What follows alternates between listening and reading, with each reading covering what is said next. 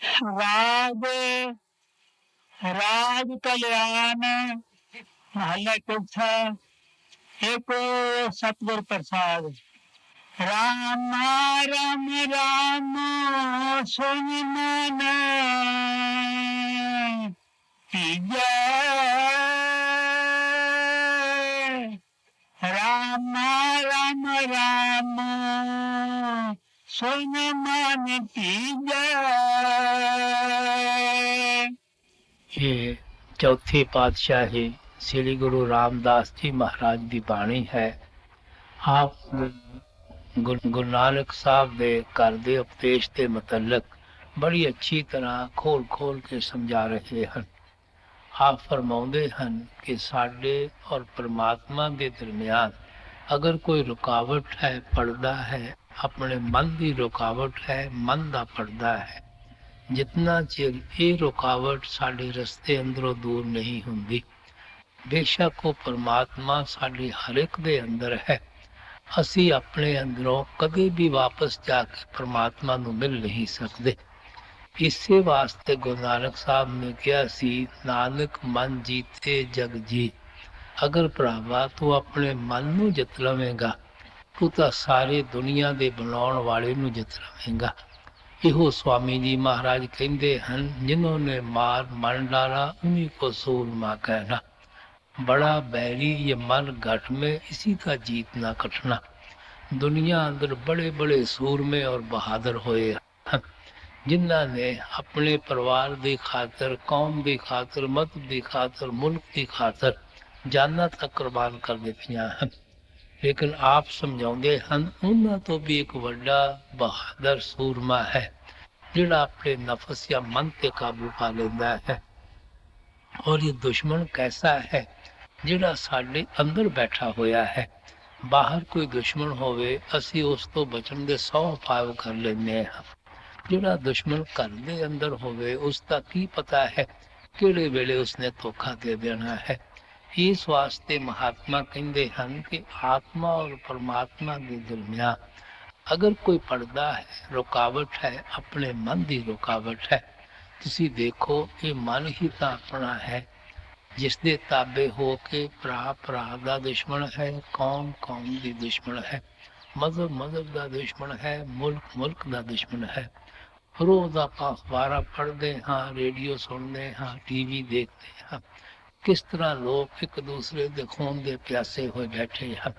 ये मन है जिहड़ा हर एक नूं उंगलियां ते नचाउण लगा होया है। जितना चिर असी मन नूं काबू नहीं करते, मन की रुकावट नूं या मन नूं निर्मल ते और पवित्र नहीं करते, उतना अरसा साडी आत्मा ना अपने आप नूं कदे पहचानण दे काबिल बन सकती है, ना वापस जाके असी कदे परमात्मा दे पहचानण दे काबिल बन सकते हैं। मन नूं काबू करन दा की मतलब है? गुरु नानक साहब समझाउंदे हन, जिस तरह साडी आत्मा उस परमात्मा दी अंश है, इसी तरह मन भी कोई छोटी जी चीज नहीं है।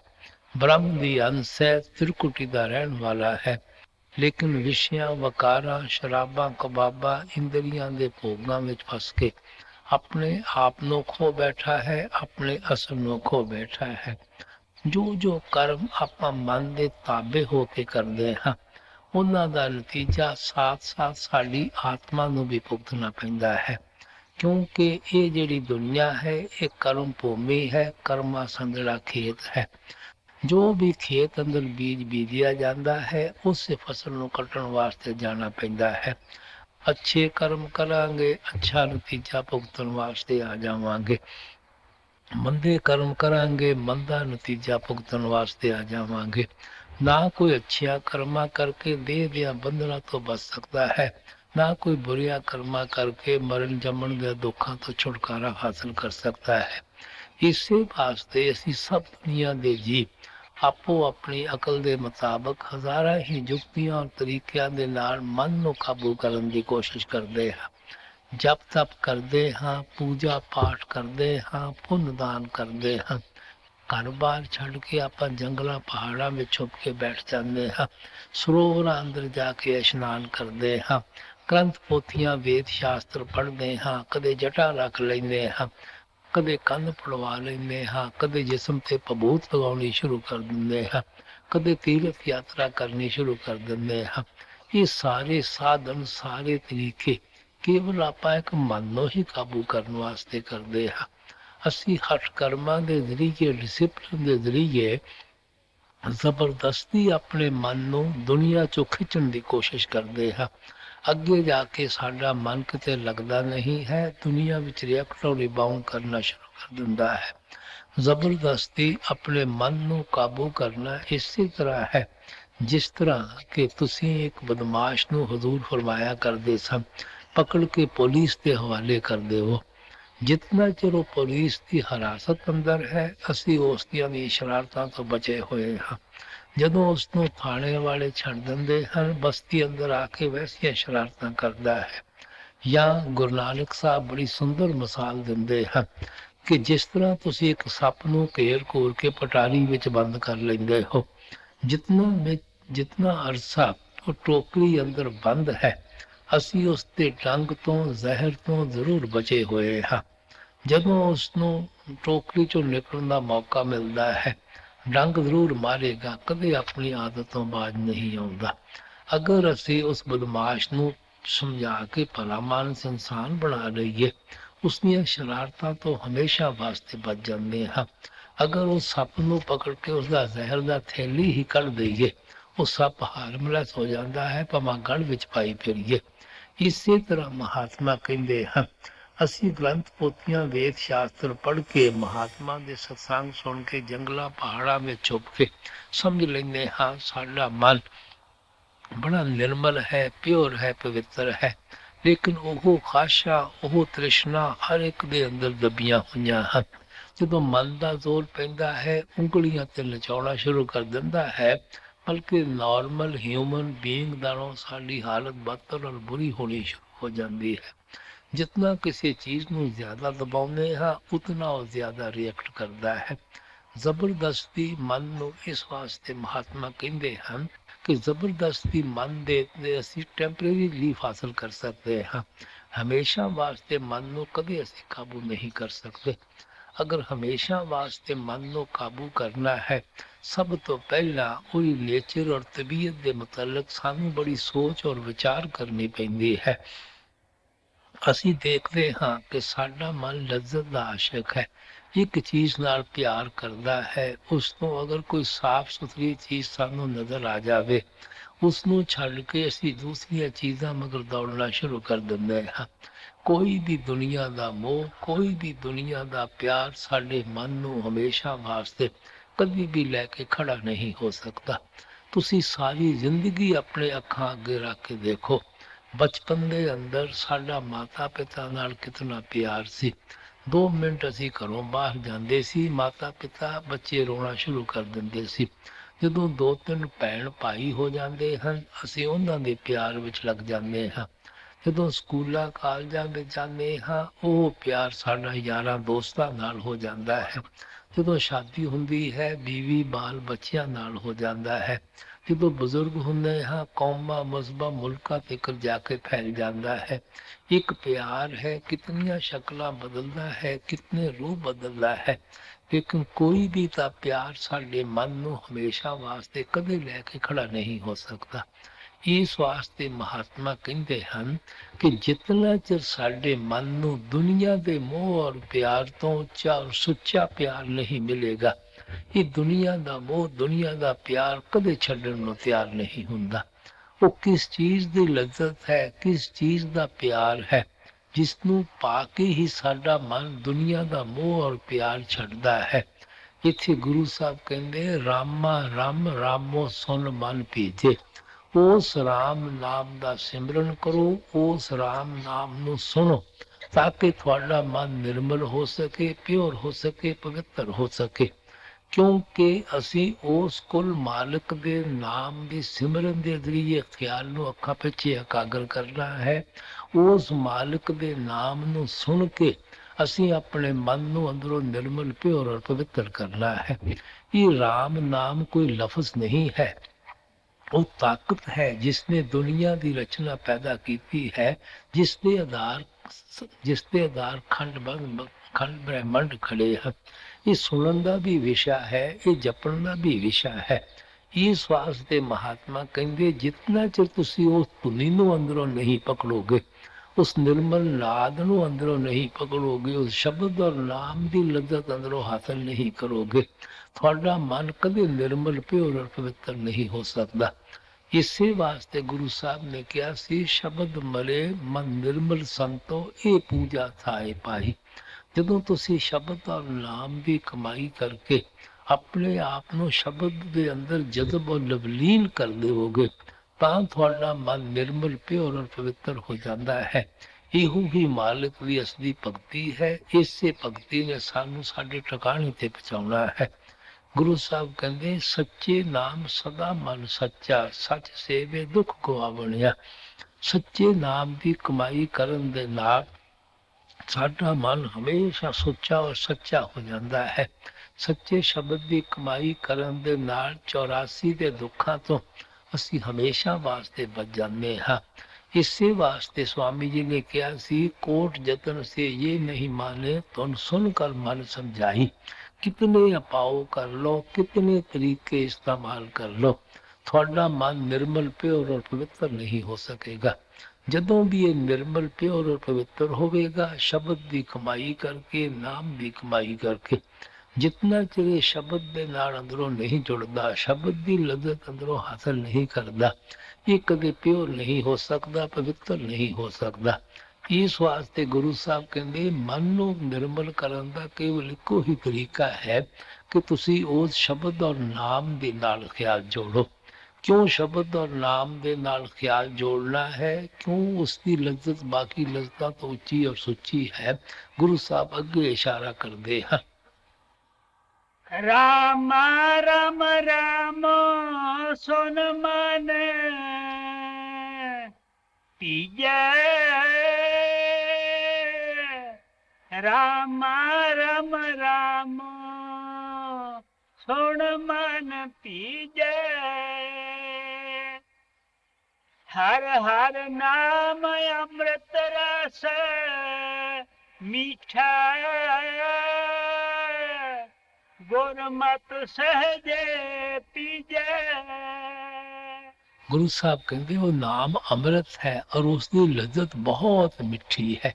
ਮਿੱਠੀ ਇਸੇ ਵਾਸਤੇ ਕਹਿੰਦੇ ਹਨ ਕਿ ਜਿਹੜੇ ਪੁੱਤਰ ਧੀਆਂ ਦੇ ਪਿਆਰ ਮਿੱਠੇ ਲੱਗਦੇ ਹਨ, ਕੌਮਾਂ ਮਜ਼ਹਬਾਂ ਮੁਲਕਾਂ ਦੇ ਝਗੜੇ ਮਿੱਠੇ ਲੱਗਦੇ ਹਨ, ਸ਼ਰਾਬਾਂ ਕਬਾਬਾਂ ਦੀਆਂ ਲੱਸਤਾਂ ਮਿੱਠੀਆਂ ਲੱਗਦੀਆਂ ਹਨ, ਇਹ ਸਭ ਫਿੱਕੀਆਂ ਲੱਗਣੀਆਂ ਸ਼ੁਰੂ ਹੋ ਜਾਂਦੀਆਂ ਹਨ। ਜਿਸ ਨੂੰ ਹੀਰੇ ਜਵਾਹਰਾਤ ਮਿਲਣੇ ਸ਼ੁਰੂ ਹੋ ਜਾਣਗੇ, ਉਹ ਕੌਡੀਆਂ ਮਗਰ ਦਰਬਦਰ ਠੋਕਰਾਂ ਨਹੀਂ ਖਾਂਦੇ।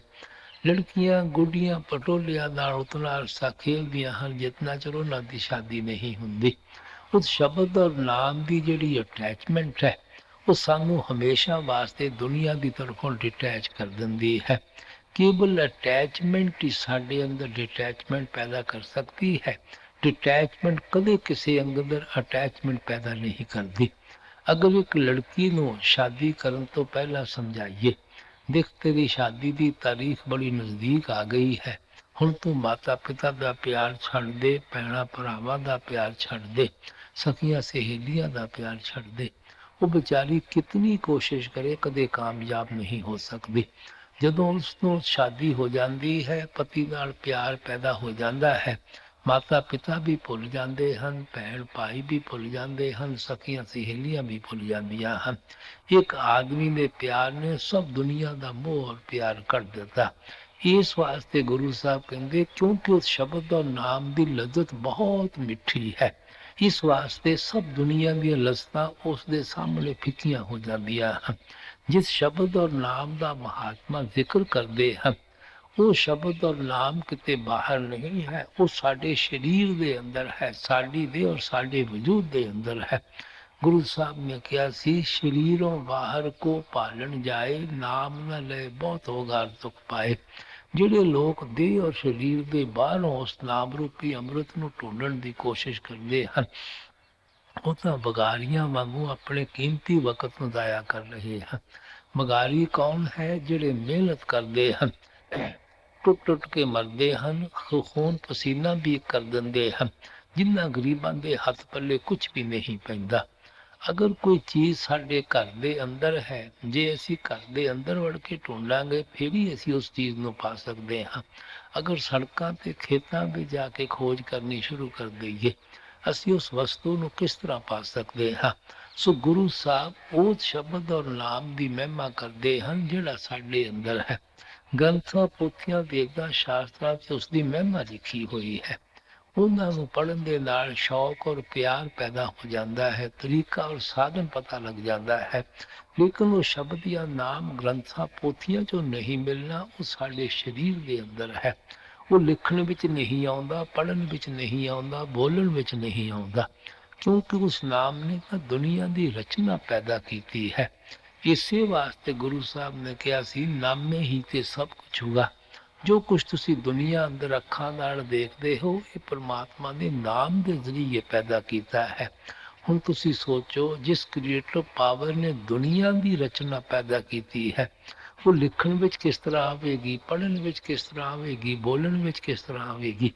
ਉਹਦੀ ਹਿਸਟਰੀ ਕੌਣ ਟ੍ਰੇਸ ਕਰ ਸਕਦਾ ਹੈ? ਉਹਦੀ ਮਿਆਦ ਕੌਣ ਮੁਕਰਰ ਕਰ ਸਕਦਾ ਹੈ? ਟਾਈਮ ਕੌਣ ਮੁਕਰਰ ਕਰ ਸਕਦਾ ਹੈ? ਗੁਰੂ ਸਾਹਿਬ ਕਹਿੰਦੇ, ਖੋਜਿਤ ਖੋਜਿਤ ਖੋਜਿਆ, ਨਾਮ ਬਿਨਾ ਸਭ ਕੂੜ। ਅਸੀਂ ਖੋਜ ਖੋਜ ਕੇ ਰਿਸਰਚ ਕਰ ਕਰਕੇ ਇਸ ਨੁਕਤੇ ਪੁਆਇੰਟ ਤੇ ਪਹੁੰਚੇ ਹਾਂ ਕਿ ਉਸ ਨਾਮ ਦੇ ਬਗੈਰ ਸਭ ਕੂੜ ਹੈ, ਸਭ ਨੇ ਨਾਸ਼ ਹੋ ਜਾਣਾ ਹੈ, ਸਭ ਨੇ ਫਨਾ ਹੋ ਜਾਣਾ ਹੈ।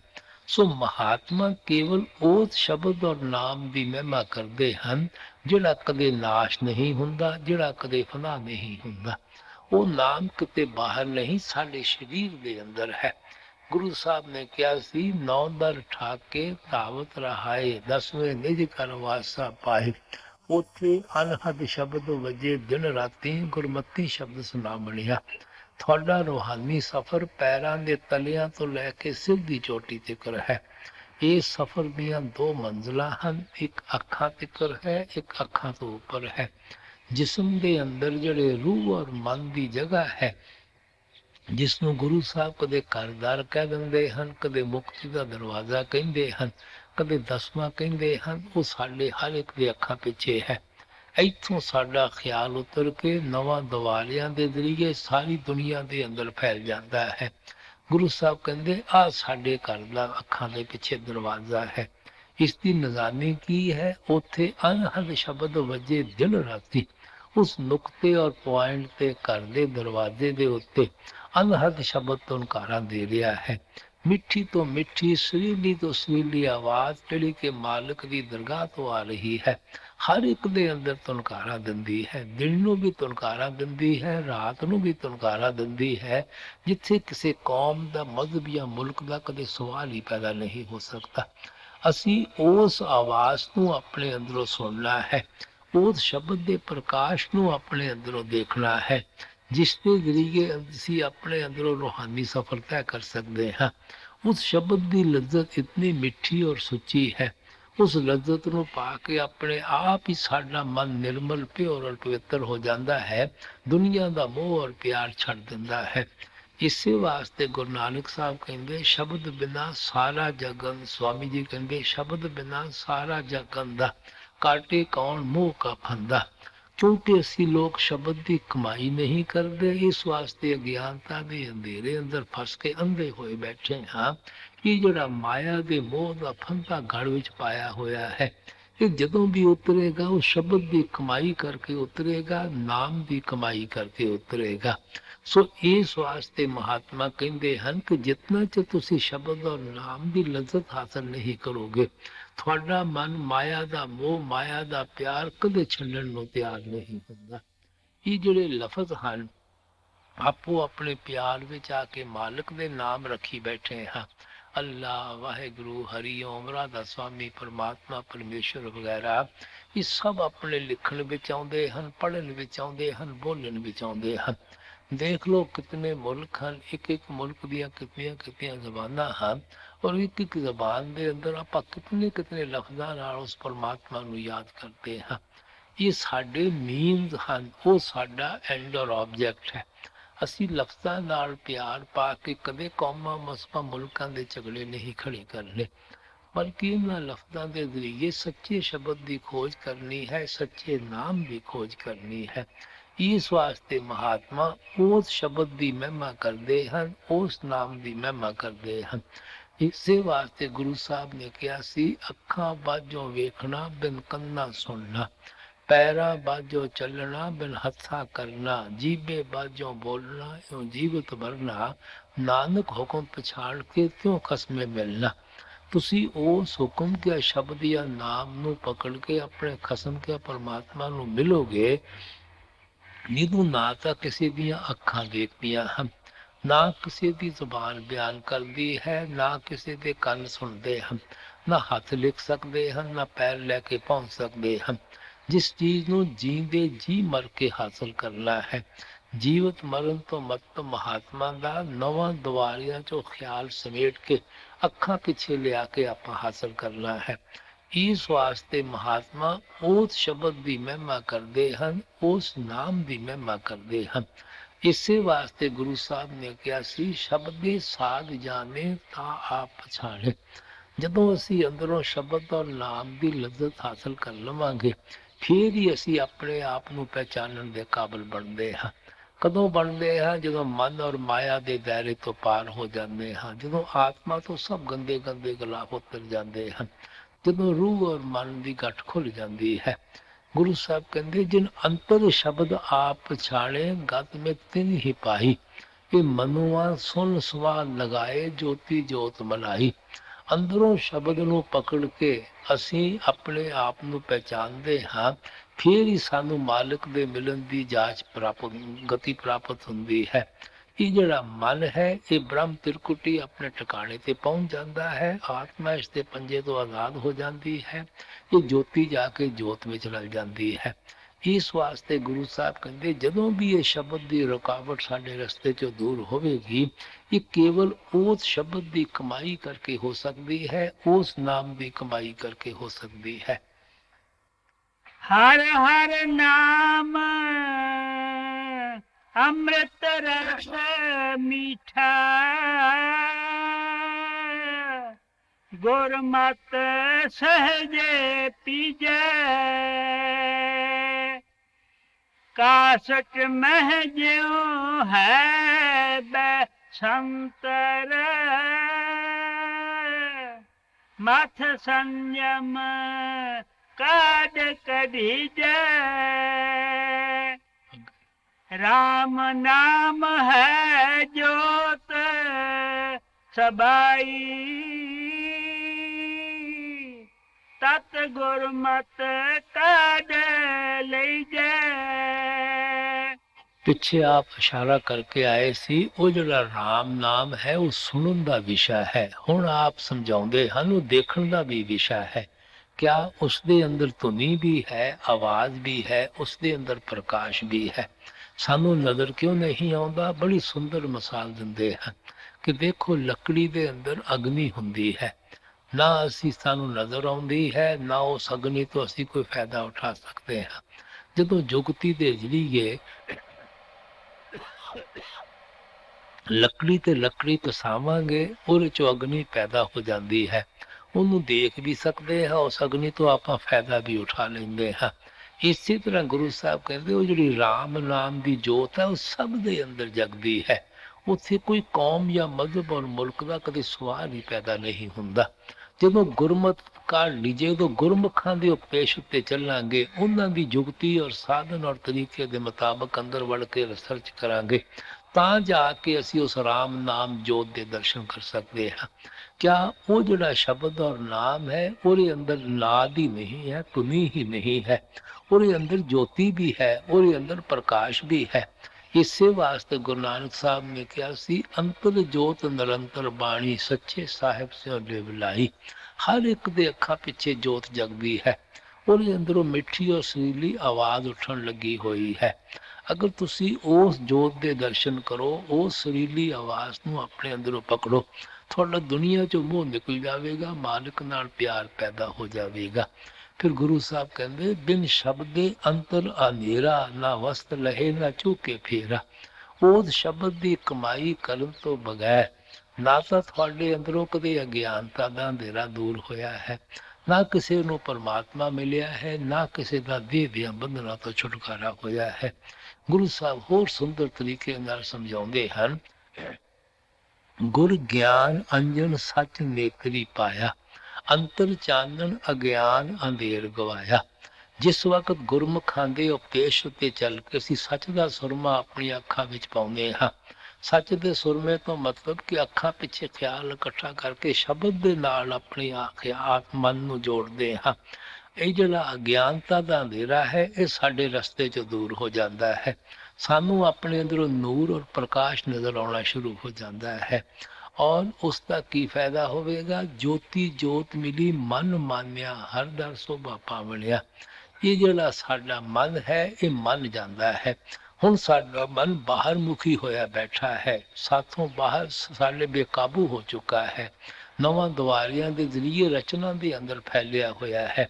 ਲੇਕਿਨ ਉਸ ਸ਼ਬਦ ਨੂੰ ਪਕੜ ਕੇ ਮਨ ਮੰਨ ਜਾਂਦਾ ਹੈ, ਵਾਪਸ ਆਪਣੇ ਟਿਕਾਣੇ ਤੇ ਪਹੁੰਚ ਜਾਂਦਾ ਹੈ ਔਰ ਜੋਤੀ ਜਾ ਕੇ ਜੋਤ ਵਿੱਚ ਰਲ ਜਾਂਦੀ ਹੈ। ਅਸੀਂ ਹਰੀ ਦੀ ਦਰਗਾਹ ਵਿੱਚ ਜਾ ਕੇ ਅਸਲੀ ਸੋਭਾ, ਅਸਲੀ ਇੱਜ਼ਤ ਹਾਸਲ ਕਰਨੀ ਸ਼ੁਰੂ ਕਰ ਦਿੰਦੇ ਹਾਂ। ਇਸ ਵਾਸਤੇ ਮਹਾਤਮਾ ਸਾਨੂੰ ਪਿਆਰ ਨਾਲ ਸਮਝਾਉਂਦੇ ਹਨ ਕਿ ਜੋ ਕੁਝ ਮਿਲਣਾ ਹੈ ਉਸ ਸ਼ਬਦ ਦੀ ਕਮਾਈ ਤੋਂ ਮਿਲਣਾ ਹੈ, ਉਸ ਨਾਮ ਦੀ ਕਮਾਈ ਤੋਂ ਮਿਲਣਾ ਹੈ, ਜਿਸ ਦੇ ਅੰਦਰ ਆਵਾਜ਼ ਵੀ ਹੈ, ਜਿਸ ਦੇ ਅੰਦਰ ਪ੍ਰਕਾਸ਼ ਵੀ ਹੈ। ਕਾਸਕ ਮਹਿ ਜਿਉ ਹੈ ਬਸੰਤਰ, ਮਥ ਸੰਯਮ ਕਾਢ ਕਢੀਜੈ।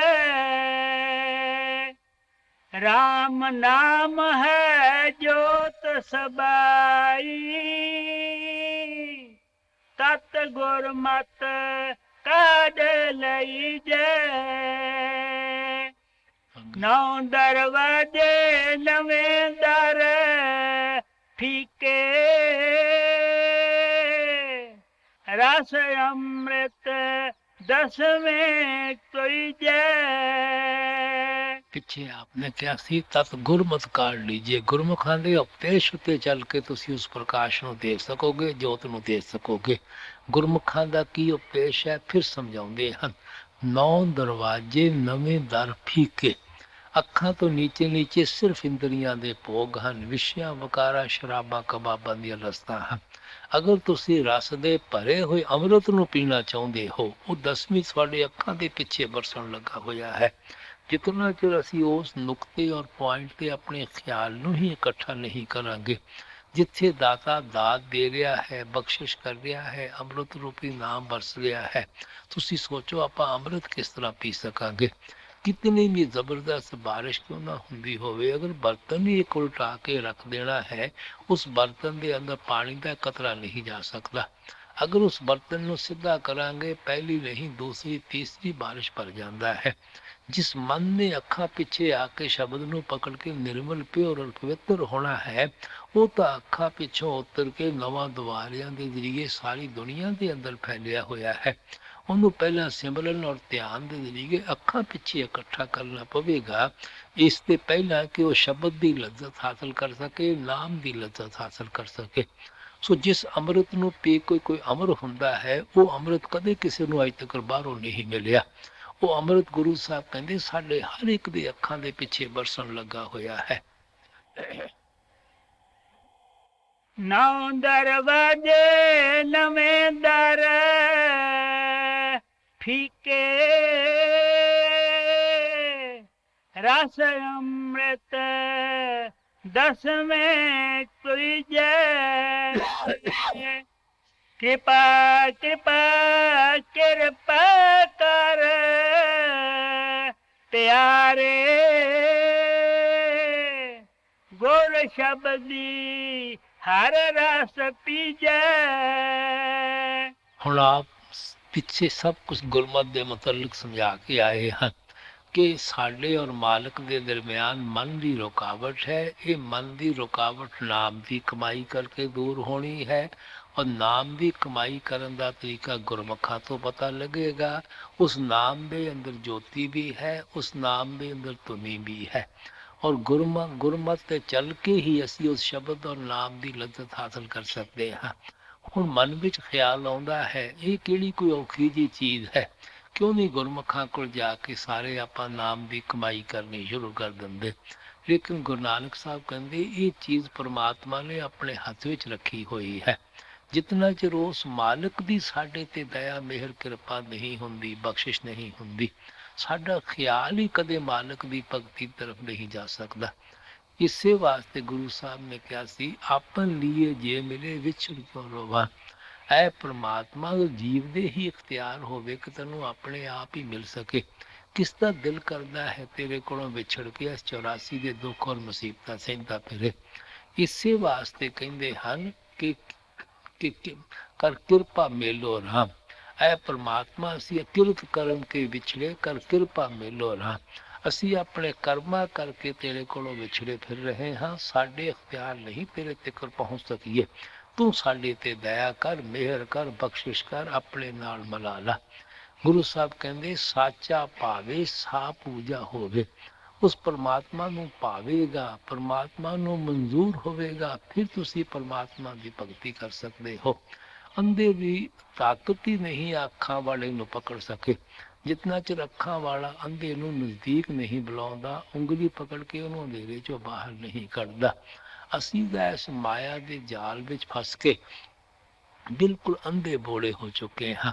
ਮਾਲਿਕ ਹੀ ਸਾਡੇ ਤੇ ਕਿਤੇ ਦਇਆ ਮਿਹਰ ਬਖਸ਼ਿਸ਼ ਕਰੇ ਤਾਂ ਕਰੇ, ਤਾਂ ਕਿਤੇ ਜਨਮਾਂ ਜਨਮਾਂ ਦੇ ਸੁੱਤੇ ਹੋਏ ਜਾਗੀਏ ਔਰ ਸਾਡਾ ਖਿਆਲ ਕਿਤੇ ਮਾਲਕ ਦੀ ਭਗਤੀ ਦੀ ਤਰਫ ਜਾਵੇ। ਇਸੇ ਵਾਸਤੇ ਗੁਰੂ ਸਾਹਿਬ ਨੇ ਕਿਹਾ ਸੀ, ਜਿਸ ਨੂੰ ਦੇ ਸੋਈ ਜਨ ਪਾਏ, ਹੋਰ ਕੋਈ ਕਿਆ ਕਰੇ ਚਤਰਾਈ। ਜਿਹਦੇ ਤੇ ਮਾਲਕ ਦਇਆ ਮਿਹਰ ਕਰਦਾ ਹੈ, ਉਹਨੂੰ ਹੀ ਉਹਦੇ ਪਿਆਰ ਦੀ ਦੌਲਤ ਮਿਲਦੀ ਹੈ। ਕਿਸੇ ਦੀ ਚਤਰਾਈ, ਕਿਸੇ ਦੀ ਅਕਲ, ਕਿਸੇ ਦੀ ਬੁੱਧੀ ਇੱਥੇ ਕੰਮ ਨਹੀਂ ਦਿੰਦੀ। ਇਸ ਵਾਸਤੇ ਗੁਰੂ ਸਾਹਿਬ ਇੱਥੇ ਸਾਡੇ ਵੱਲੋਂ ਮਾਲਕ ਅੱਗੇ ਪ੍ਰਾਰਥਨਾ ਕਰਦੇ ਹਨ, ਕਿਰਪਾ ਕਿਰਪਾ ਕਿਰਪਾ ਕਰ ਪਿਆਰੇ। ਐ ਪਰਮਾਤਮਾ ਸਾਡੇ ਤੇ ਦਇਆ ਕਰ, ਮਿਹਰ ਕਰ, ਬਖਸ਼ਿਸ਼ ਕਰ। ਕਿਸ ਚੀਜ਼ ਦੀ ਬਖਸ਼ਿਸ਼ ਮੰਗਦੇ ਹਨ? ਗੁਰ ਸ਼ਬਦੀ ਹਰ ਰਸ ਦੀਜੇ। ਸਾਨੂੰ ਕਿਸੇ ਗੁਰਮੁਖ ਦੀ ਸੰਗਤ ਦੇ ਦੇ, ਗੁਰਮੁਖ ਦੀ ਸੋਭਤ ਦੇ ਦੇ। ਉਹ ਸਾਡੇ ਖਿਆਲ ਨੂੰ ਸ਼ਬਦ ਔਰ ਨਾਮ ਦੇ ਨਾਲ ਜੋੜ ਦੇਵੇ, ਤਾਂ ਕਿ ਅਸੀਂ ਉਸ ਅੰਮ੍ਰਿਤ ਨੂੰ ਪੀ ਸਕੇ, ਉਸ ਹਰੀ ਦੇ ਰਸ ਨੂੰ ਆਪਣੇ ਅੰਦਰੋਂ ਪੀ ਸਕੀਏ। ਗੁਰੂ ਸਾਹਿਬ ਕਹਿੰਦੇ ਕਰਮ ਹੋਏ ਸਤਿਗੁਰ ਮਿਲਾਏ, ਸੇਵਾ ਸੁਰਤ ਸ਼ਬਦ ਚਿਤ ਲਾਏ। ਮਾਲਿਕ ਬਖਸ਼ਿਸ਼ ਕਰਦਾ ਹੈ ਤਾਂ ਸਾਨੂੰ ਗੁਰਮੁਖਾਂ ਦੀ ਸੰਗਤ ਔਰ ਸੋਭਤ ਪ੍ਰਾਪਤ ਹੁੰਦੀ ਹੈ। ਫਿਰ ਗੁਰਮੁਖ ਸਾਡੇ ਤੇ ਦਇਆ ਮਿਹਰ ਕਰਦੇ ਹਨ, ਸੁਰਤ ਸ਼ਬਦ ਦਾ ਅਭਿਆਸ ਦਿੰਦੇ ਹਨ। ਫਿਰ ਅਸੀਂ ਆਪਣੇ ਤੇ ਦਇਆ ਮਿਹਰ ਕਰਕੇ ਦੁਨੀਆ ਚੋਂ ਮੋਹ ਔਰ ਪਿਆਰ ਕੱਢ ਕੇ ਮਾਲਕ ਨਾਲ ਮੋਹ ਔਰ ਸੁਰਤ ਸ਼ਬਦ ਦਾ ਅਭਿਆਸ ਕਰਕੇ ਮਾਲਕ ਨਾਲ ਪਿਆਰ ਪਾਉਂਦੇ ਹਾਂ। ਗੁਰੂ ਨਾਨਕ ਸਾਹਿਬ ਕਹਿੰਦੇ ਆਪੇ ਕਰਤਾ ਕਰੇ ਕਰਾਏ, ਆਪੇ ਸ਼ਬਦ ਗੁਲ ਮਲ ਵਸਾਏ। ਜੋ ਕੁਝ ਕਰਦਾ ਹੈ ਪਰਮਾਤਮਾ ਖੁਦ ਕਰਦਾ ਹੈ। ਜਿਨ੍ਹਾਂ ਨੂੰ ਆਪਣੇ ਨਾਲ ਮਿਲਾਉਣਾ ਚਾਹੁੰਦਾ ਹੈ, ਗੁਰਮੁਖਾਂ ਦੇ ਜੀਏ ਉਹਨਾਂ ਦੇ ਖਿਆਲ ਨੂੰ ਸ਼ਬਦ ਦੇ ਨਾਲ ਜੋੜ ਦਿੰਦਾ ਹੈ, ਨਾਮ ਦੇ ਨਾਲ ਜੋੜ ਦਿੰਦਾ ਹੈ। ਇਸ ਵਾਸਤੇ ਗੁਰੂ ਸਾਹਿਬ ਕਹਿੰਦੇ ਸਭ ਤੋਂ ਪਹਿਲਾਂ ਮਾਲਕ ਦੀ ਦਇਆ ਮਿਹਰ ਬਖਸ਼ਿਸ਼ ਦੀ ਬਹੁਤ ਜ਼ਰੂਰਤ ਹੈ। ਕਿਰਪਾ ਕਿਰਪਾ ਕਿਰਪਾ ਕਰ ਪਿਆਰੇ, ਗੁਰ ਸ਼ਬਦੀ ਹਰ ਰਸ ਪੀਜੈ। ਕਾਇਆ ਨਗਰ ਨਗਰ ਹੈ ਨੀਕੋ, ਵਿੱਚ ਸੌਦਾ ਹਰ ਰਸ ਕੀਜੈ। ਆਪ ਫਰਮਾਉਂਦੇ ਹਨ ਇਹ ਸਾਡੀ ਦੇਹ ਬਹੁਤ ਹੀ ਖੂਬਸੂਰਤ ਸ਼ਹਿਰ ਹੈ, ਕਿਉਂਕਿ ਇਸ ਦੇ ਅੰਦਰ ਬੈਠ ਕੇ ਅਸੀਂ ਹਰੀ ਦਾ ਸੌਦਾ ਖਰੀਦ ਸਕਦੇ ਹਾਂ। ਗੁਰੂ ਸਾਹਿਬ ਦੇ ਸਮਝਾਉਣ ਦਾ ਮਤਲਬ ਹੈ ਕਿ ਇਹ ਪਰਮਾਤਮਾ ਨੇ ਜਿਹੜਾ ਇਨਸਾਨ ਦਾ ਜਾਮਾ ਬਖਸ਼ਿਆ ਹੈ, ਕੇਵਲ ਆਪਣੇ ਭਗਤੀ ਔਰ ਆਪਣੇ ਪਿਆਰ ਵਾਸਤੇ ਬਖਸ਼ਿਆ ਹੈ। ਅਗਰ ਲਾਹਾ ਹੈ ਇਨਸਾਨ ਦੇ ਜਾਮੇ ਦਾ, ਮਾਲਕ ਦੀ ਭਗਤੀ ਔਰ ਮਾਲਕ ਦਾ ਵਸਾਲ ਹੈ। ਕਿਉਂਕਿ ਖਾਣਾ ਪੀਣਾ ਐਸ਼ ਅਸੀਂ ਹਰ ਜਨਮ ਵਿੱਚ ਕਰਦੇ ਆਏ ਹਾਂ। ਅਗਰ ਕੋਈ ਅਨੋਖੀ ਚੀਜ਼ ਹੈ ਪਿੱਛੇ ਨਹੀਂ ਕਰ ਸਕੇ, ਕੇਵਲ ਹੁਣ ਕਰ ਸਕਦੇ ਹਾਂ, ਸਿਰਫ ਪਰਮਾਤਮਾ ਦੀ ਭਗਤੀ, ਪਰਮਾਤਮਾ ਦਾ ਪਿਆਰ ਹੈ। ਇਹ ਦੁਨੀਆ ਰਚਨਾ ਜੋ ਕੁਝ ਵੀ ਹੈ 84 ਦਾ ਬੜਾ ਲੰਬਾ ਚੌੜਾ ਜੇਲ੍ਹ ਖਾਨਾ ਹੈ। ਇਸ ਦੇ ਅੰਦਰੋਂ ਨਿਕਲਣ ਦਾ ਦਰਵਾਜ਼ਾ ਇੱਕੋ ਹੀ ਮਾਲਕ ਨੇ ਰੱਖਿਆ ਹੈ ਔਰ ਉਹ ਇਨਸਾਨ ਦਾ ਜਾਮਾ ਹੈ। ਔਰ ਇਹ ਮੌਕਾ ਵੀ ਇਸੇ ਵਾਸਤੇ ਦਿੰਦਾ ਹੈ ਕਿ ਇਸ ਤੋਂ ਫਾਇਦਾ ਉਠਾ ਕੇ ਅਸੀਂ ਬਾਹਰ ਨਿਕਲ ਸਕੀਏ। ਇਸ ਵਾਸਤੇ ਮਹਾਤਮਾ ਕਹਿੰਦੇ ਹਨ, ਮੰਜ਼ਿਲੇ ਮਕਸੂਦ ਨੂੰ ਅੱਖਾਂ ਅੱਗੇ ਰੱਖੋ, ਉਸ ਡੈਸਟੀਨੇਸ਼ਨ ਦੀ ਖੋਜ ਕਰੋ, ਉਸ ਰੂਹਾਨੀ ਸਫ਼ਰ ਨੂੰ ਤੈਅ ਕਰੋ ਤਾਂ ਕਿ ਤੁਹਾਡਾ ਦੇਹ ਵਿੱਚ ਆਉਣ ਦਾ ਪਰਪਸ ਪੂਰਾ ਹੋ ਸਕੇ, ਦੇਹ ਵਿੱਚ ਆਉਣ ਦਾ ਮਕਸਦ ਪੂਰਾ ਹੋ ਸਕੇ। ਲੇਕਿਨ ਜਦੋਂ ਇਹ ਮੌਕਾ ਮਿਲਦਾ ਹੈ ਅਸੀਂ ਉਸ ਮਕਸਦ ਨੂੰ ਤਾਂ ਭੁੱਲ ਜਾਂਦੇ ਹਾਂ। ਵਿਸ਼ਿਆਂ, ਵਕਾਰਾਂ, ਸ਼ਰਾਬਾਂ, ਕਬਾਬਾਂ, ਕੌਮਾਂ, ਮਸਬਾਂ, ਮੁਲਕਾਂ ਦੇ ਝਗੜਿਆਂ ਵਿੱਚ ਫਸ ਜਾਂਦੇ ਹਾਂ। ਇਤਨਾ ਇੰਦਰੀਆਂ ਦੇ ਭੋਗਾਂ ਦੇ ਗੁਲਾਮ ਹੋ ਜਾਂਦੇ ਹਾਂ ਕਿ ਮੌਤ ਨੂੰ ਵੀ ਭੁੱਲ ਜਾਂਦੇ ਹਾਂ। ਰੋਜ਼ ਦੇਖ ਰਹੇ ਹਾਂ ਸਾਡੇ ਸਾਥੀ ਸਾਡਾ ਸਾਥ ਛੱਡੀ ਜਾ ਰਹੇ ਹਨ। ਇੱਕ ਇੱਕ ਸਾਥ ਹੋ ਕੇ ਖੁਦ ਸ਼ਮਸ਼ਾਨ ਭੂਮੀ ਤੇ ਛੱਡ ਕੇ ਆਉਂਦੇ ਹਾਂ ਔਰ ਅੱਖਾਂ ਨਾਲ ਦੇਖਦੇ ਹਾਂ ਕਿ ਜਿਨ੍ਹਾਂ ਨਾਲ ਇਤਨਾ ਮੋਹ ਔਰ ਪਿਆਰ ਕਰਿਆ ਕਰਦਾ ਸੀ ਉਹ ਇਰਦ ਗਿਰਦ ਹੀ ਬੈਠੇ ਰਹਿ ਗਏ, ਕੋਈ ਉਹਦੀ ਮਦਦ ਸਹਾਇਤਾ ਨਹੀਂ ਕਰ ਸਕੇ। ਲੇਕਿਨ ਸਾਨੂੰ ਇਹ ਖਿਆਲ ਹੀ ਰਹਿੰਦਾ ਹੈ ਕਿ ਅਸੀਂ ਸਭ ਨੂੰ, ਦੁਨੀਆ ਨੂੰ ਸ਼ਾਇਦ ਇਕੱਠਾ ਕਰਕੇ ਨਾਲ ਲੈ ਜਾਵਾਂਗੇ। ਇਸ ਵਾਸਤੇ ਗੁਰੂ ਨਾਨਕ ਸਾਹਿਬ ਨੇ ਕਿਹਾ ਸੀ, ਇਸ ਪੌੜੀ ਤੇ ਜੋ ਨਰ ਚੁਕੇ ਸੋ ਆਏ ਜਾਏ ਦੁੱਖ ਪਾਏਗਾ। ਇਹ ਜਿਹੜਾ ਇਨਸਾਨ ਦਾ ਜਾਮਾ ਹੈ, ਸੀढ़ी ਦਾ ਆਖਰਾ ਡੰਡੀ ਔਰ ਸਟੈਪ ਹੈ। ਕੋਸ਼ਿਸ਼ ਕਰੋਗੇ ਆਪਣੇ ਮਕਾਨ ਦੀ ਛੱਤ ਤੇ ਚਲੇ ਜਾਓਗੇ, ਆਖਰੀ ਸੀढ़ी ਤੋਂ ਵੀ ਪੈਰ ਫਿਸਲੇਗਾ, ਤੁਸੀਂ ਸਿੱਧੇ ਨੀਚੇ ਆ ਕੇ ਗਿਰਦੇ ਹੋ। ਇਸ ਵਾਸਤੇ ਗੁਰੂ ਸਾਹਿਬ ਸਾਨੂੰ ਪਿਆਰ ਨਾਲ ਸਮਝਾਉਂਦੇ ਹਨ, ਇਸ ਇਨਸਾਨ ਦੇ ਜਾਮੇ ਤੋਂ ਹਰ ਇੱਕ ਨੂੰ ਪੂਰਾ ਪੂਰਾ ਫਾਇਦਾ ਉਠਾਉਣਾ ਚਾਹੀਦਾ ਹੈ। ਕਾਇਆ ਨਗਰ ਨਗਰ ਹੈ ਨੀਕੋ, ਵਿੱਚ ਸੌਦਾ ਹਰ ਰਸ ਕੀਜੈ, ਰਤਨ ਲਾਲ ਅਮੋਲ ਅਮੋਲਕ, ਸਤਿਗੁਰ ਸੇਵਾ ਲੀਜੈ। ਹੁਣ ਉਸ ਨਾਮ ਦੀ ਮਹਿਮਾ ਕਰਦੇ ਹਨ, ਉਹ ਰਤਨ ਹੈ, ਲਾਲ ਹੈ, ਅਮੁੱਲ ਹੈ। ਤੁਸੀਂ ਕਹੋਗੇ ਰਤਨ ਲਾਲ ਅਮੁੱਲ ਕਿਉਂ ਕਹਿੰਦੇ ਹਨ? ਕਿਉਂਕਿ ਕਿਤਨੀਆਂ ਵੀ ਇਹ ਕੀਮਤੀ ਚੀਜ਼ਾਂ ਕਿਉਂ ਨਾ ਹੋਣ, ਅਖੀਰ ਤਾਂ ਪੱਥਰ ਹੀ ਹਨ। ਇਹਨਾਂ ਦੀ ਕੀਮਤ ਤਾਂ ਕੋਈ ਨਾ ਕੋਈ ਪਾਈ ਹੀ ਰੋਜ਼ ਜਾਂਦੀ ਹੈ। ਇਸੇ ਵਾਸਤੇ ਗੁਰੂ ਸਾਹਿਬ ਅਮੁੱਲ ਅਮੋਲਕ ਕਹਿ ਦਿੰਦੇ ਹਨ। ਕੀਮਤੀ ਤੋਂ ਕੀਮਤੀ ਚੀਜ਼ ਨਾਲ ਸਾਨੂੰ ਮੁਕਾਬਲਾ ਕਰਕੇ ਸਮਝਾਉਣਾ ਚਾਹੁੰਦੇ ਹਨ ਤਾਂ ਕਿ ਸਾਨੂੰ ਨਾਮ ਦੀ ਕਦਰ ਆਵੇ। ਲੇਕਿਨ ਉਹ ਮਿਲਦੀ ਕਿਸ ਤਰ੍ਹਾਂ ਹੈ? ਸਤਿਗੁਰ ਸੇਵਾ ਲੀਜੇ। ਸਤਿਗੁਰਾਂ ਦੀ ਸੇਵਾ ਦੇ ਜ਼ਰੀਏ ਅਸੀਂ ਇਤਨੀ ਕੀਮਤੀ ਵਸਤੂ, ਉਸ ਲਾਲ ਰੂਪੀ ਨਾਮ ਰੂਪੀ ਦੌਲਤ ਨੂੰ ਹਾਸਲ ਕਰ ਸਕਦੇ ਹਾਂ। ਸਤਿਗੁਰ ਸੇਵਾ ਤੋਂ ਇਹ ਮਤਲਬ ਨਹੀਂ ਕਿ ਗੁਰਮੁਖਾਂ ਨੂੰ ਰੁਪਏ ਪੈਸੇ ਦੇਣੇ ਹਨ, ਜ਼ਮੀਨਾਂ ਦੇਣੀਆਂ ਹਨ, ਸੋਨਾ ਚਾਂਦੀ ਦੇਣਾ ਹੈ, ਉਹਨਾਂ ਦੇ ਲੱਤਾਂ ਪੈਰਾਂ ਕੁੱਟਣੇ ਹਨ। ਗੁਰਮੁਖ ਕੋਈ ਕਿਸੇ ਦੀ ਸੂਈ ਨਹੀਂ ਲੈਂਦਾ। ਗੁਰਮੁਖ ਤਾਂ ਖੁਦ ਦਸਾਂ ਨੌਹਾਂ ਦੀ ਕਮਾਈ ਕਰਕੇ ਸਾਧ ਸੰਗਤ ਦੀ ਸੇਵਾ ਕਰਦੇ ਹਨ, ਬਲਕਿ ਸਾਨੂੰ ਮਿਸਾਲ ਬਣ ਕੇ ਦਿਖਾਉਂਦੇ ਹਨ। ਤੁਸੀਂ ਉਹਨਾਂ ਦੀਆਂ ਹਿਸਟਰੀਆਂ ਤੋਂ ਵਾਕਫ ਹੋ। ਸਤਿਗੁਰ ਸੇਵਾ ਤੋਂ ਮਤਲਬ ਹੈ ਉਹਨਾਂ ਦੇ ਦੱਸੇ ਹੋਏ ਉਪਦੇਸ਼ ਉੱਤੇ ਚੱਲਣਾ ਹੈ। ਗੁਰੂ ਨਾਨਕ ਸਾਹਿਬ ਨੇ ਕਿਹਾ ਸੀ, ਸਤਿਗੁਰ ਸੇਵੇ ਤਾਂ ਮਲ ਜਾਏ, ਜੀਵਤ ਮਰੇ ਹਰ ਸਿਉ ਚਿਤ ਲਾਏ। ਸਤਿਗੁਰਾਂ ਦੀ ਸੇਵਾ ਦੇ ਜ਼ਰੀਏ ਹੀ ਤੁਹਾਡੀਆਂ ਮਨ ਦੀਆਂ ਮੈਲਾਂ ਦੂਰ ਹੋਣਗੀਆਂ। ਲੇਕਿਨ ਸਤਿਗੁਰਾਂ ਦੀ ਕੀ ਸੇਵਾ ਹੈ? ਜੀਵਤ ਮਰੇ ਹਰ ਸਿਉ ਚਿਤ ਲਾਏ। ਜੀਂਦੇ ਜੀ ਮਰ ਕੇ ਮਾਲਕ ਨਾਲ ਪਿਆਰ ਪਾਉਣਾ, ਕਿ ਨਵਾਂ ਦੁਆਰਿਆਂ ਚੋਂ ਖਿਆਲ ਕੱਢ ਕੇ ਅੱਖਾਂ ਪਿੱਛੇ ਲਿਆ ਕੇ ਸ਼ਬਦ ਦੇ ਨਾਲ ਜੋੜ ਕੇ ਦੁਨੀਆ ਚੋਂ ਮੋਹ ਔਰ ਪਿਆਰ ਕੱਢਣਾ, ਮਾਲਕ ਨਾਲ ਪਿਆਰ ਪਾਉਣਾ, ਇਹ ਸਤਿਗੁਰਾਂ ਦੀ ਸੇਵਾ ਹੈ। ਇਸ ਵਾਸਤੇ ਕਹਿੰਦੇ ਇਸ ਦੌਲਤ ਨੂੰ ਜਦੋਂ ਵੀ ਅਸੀਂ ਹਾਸਲ ਕਰ ਸਕਦੇ ਹਾਂ, ਸਤਿਗੁਰਾਂ ਦੀ ਸੇਵਾ ਦੇ ਜ਼ਰੀਏ ਹੀ ਕਰ ਸਕਦੇ ਹਾਂ। ਰਤਨ ਲਾਲ ਅਮੋਲ ਅਮੋਲਕ, ਸਤਿਗੁਰ ਸੇਵਾ ਲੀਜੈ। ਸਤਿਗੁਰ ਅਗਮ ਅਗਮ ਹੈ ਠਾਕੁਰ, ਪਰ ਸਾਗਰ ਭਗਤ ਕਰੀਜੈ। ਕਿਰਪਾ ਕਿਰਪਾ ਕਰ ਦੀਨ ਹਮ ਸਾਰਿੰਗ, ਇੱਕ ਬੂੰਦ ਨਾਮ ਮੁਖ ਦੀਜੈ। ਹੁਣ ਬੜੀ ਸੁੰਦਰ ਮਿਸਾਲ ਦੇ ਕੇ ਸਮਝਾਉਂਦੇ ਹਨ ਕਿ ਸਾਡੇ ਅੰਦਰ ਮਾਲਕ ਦੇ ਮਿਲਣ ਦਾ ਕਿਤਨਾ ਕੁ ਸ਼ੌਕ ਪੈਦਾ, ਕਿਤਨੀ ਕੁ ਤੜਫ ਹੋਣੀ ਚਾਹੀਦੀ ਹੈ।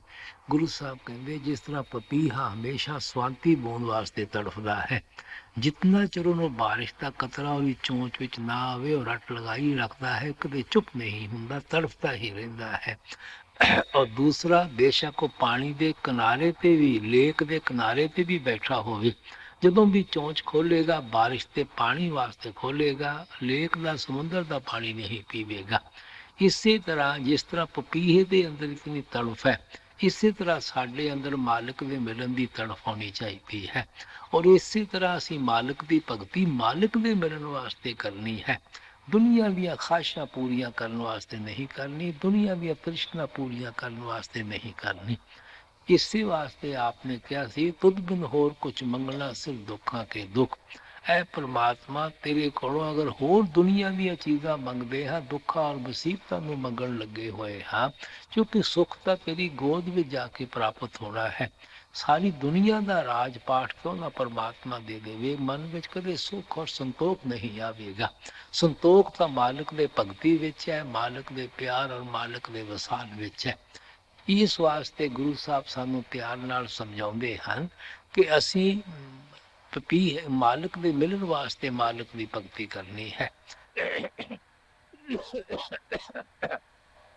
ਹਾਂਜੀ, ਪੜੋ। ਕਿਰਪਾ ਕਿਰਪਾ ਕਰ, ਕਿਰਪਾ ਕਰ ਪਿਆਰੇ, ਇੱਕ ਬੂੰਦ ਨਾਮ ਮੁਖ ਦੀਜੈ, ਲਾਲਨ ਲਾਲ ਲਾਲ ਹੈ ਰੰਗਨ, ਮਨ ਰੰਗਨ ਕੋ ਗੁਰ ਦੀਜੈ। ਹੁਣ ਮਨ ਵਿੱਚ ਖਿਆਲ ਪੈਦਾ ਹੁੰਦਾ ਹੈ ਕਿ ਇਤਨੀ ਪਪੀਹੇ ਜਿਤਨਾ ਤੜਫ ਸਾਡੇ ਅੰਦਰ ਕਿਸ ਤਰ੍ਹਾਂ ਪੈਦਾ ਹੋ ਸਕਦੀ ਹੈ। ਗੁਰੂ ਸਾਹਿਬ ਫਿਰ ਬੜੀ ਸੁੰਦਰ ਮਿਸਾਲ ਦਿੰਦੇ ਹਨ ਕਿ ਦੇਖੋ, ਤੁਸੀਂ ਕੱਪੜੇ ਨੂੰ ਰੰਗਾਉਣ ਵਾਸਤੇ ਲਲਾਰੀ ਕੋਲ ਜਾਂਦੇ ਹੋ। ਅਗਰ ਕੱਪੜਾ ਮੈਲਾ ਹੁੰਦਾ ਹੈ, ਉਸ ਨੂੰ ਸਾਬਣ ਵਗੈਰਾ, ਸੱਜੀ ਵਗੈਰਾ ਲਗਾ ਕੇ ਲਲਾਰੀ ਹਰ ਕਿਸਮ ਦੀ ਮੈਲ ਕੱਢ ਦਿੰਦਾ ਹੈ।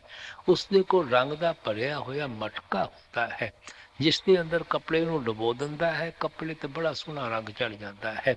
ਇਸੇ ਤਰ੍ਹਾਂ ਗੁਰੂ ਨਾਨਕ ਸਾਹਿਬ ਕਹਿੰਦੇ, ਜਿਨ੍ਹਾਂ ਜਿਨ੍ਹਾਂ ਜੀਵਾਂ ਨੂੰ ਮਾਲਕ ਦੇ ਭਗਤੀ ਔਰ ਪਿਆਰ ਵਿੱਚ ਗੁਰਮੁਖਾਂ ਨੇ ਰੰਗਣਾ ਹੈ, ਅਸੀਂ ਆਪਣੇ ਮਨ ਨੂੰ ਉਹਨਾਂ ਦੇ ਸਪੁਰਦ ਕਰ ਦੇਣਾ ਹੈ।